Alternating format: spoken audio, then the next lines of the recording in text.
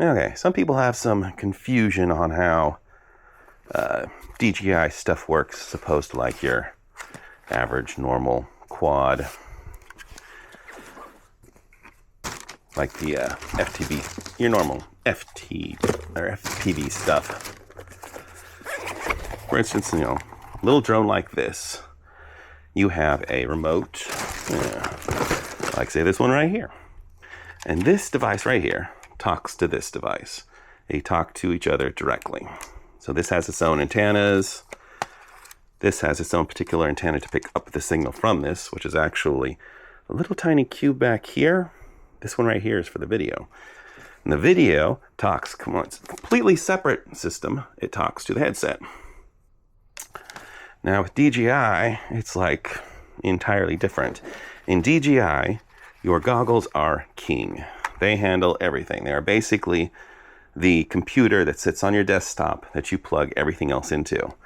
As such, controllers like this controller right here, where that, what's that thing?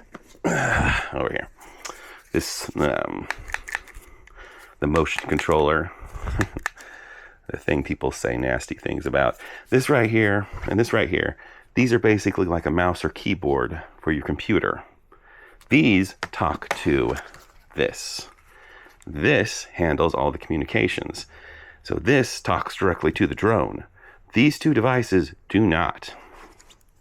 As such, when you're pairing them, you pair your controllers to your headset, and your headset talks to the drone. When you switch from different drones, your controllers will automatically switch through the headset.